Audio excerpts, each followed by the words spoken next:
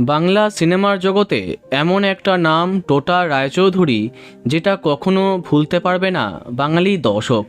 যদিও তার প্রকৃত নাম পুষ্পরাগ রায়চৌধুরী। 1993 সালে ছাত্রজীবনে প্রথমবার অভিনয়ের সুযোগ পান। তার প্রথম ছবি ছিল দুরন্ত প্রেম। তারপর নায়কের পাশাপাশি অসংখ্য ছবিতে খলনায়কের চরিত্রেও দর্শকের মন জিতে নিয়েছেন টোটা রায়চৌধুরী।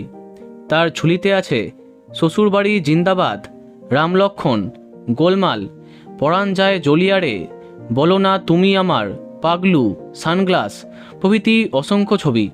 সম্প্রতি টলিউডের গণ্ডি ছাড়িয়ে বলিউডেও পা দিয়েছেন টোটা রায়চৌধুরী।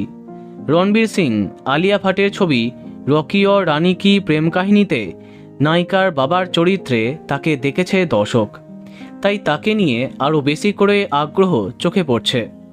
পর্দার পাশাপাশি তার ব্যক্তিগত জীবন নিয়েও আগ্রহী দর্শক। তার পরিবার সম্পর্কে অনেকেই জানতে চায়। অভিনেতা টোটা রায়চৌধুরীর স্ত্রী কিন্তু বাস্তবে খুব সুন্দরী। তার নাম শর্মিলী রায়চৌধুরী। সামাজিক মাধ্যমেও তিনি বেশ অ্যাক্টিভ। 2005-এ সাত পাকে বাঁধা পড়েন শর্মিলী এবং টোটা। প্রায় 18-19 বছরের দাম্পত্য জীবন তাদের। তাদের একটি মেয়েও আছে, তার নাম মৃগাক্ষী রায়চৌধুরী। লাইমলাইটের আড়ালেই থাকেন তিনি। তার বর্তমান বয়স প্রায় 18 বছর। সোশ্যাল মিডিয়াতেও তিনি অ্যাক্টিভ নন, তবে বাবা মায়ের সাথে মাঝে মাঝেই তাকে দেখা যায়। জানলে অবাক হবেন, মৃগাক্ষী কিন্তু একজন অভিনেত্রী হতে চান না। অতীতে এক সাক্ষাৎকারে টোটা জানিয়েছিলেন অ্যানিমেশন এবং গেমিংয়ে কেরিয়ার গড়তে চায় তাদের মেয়ে।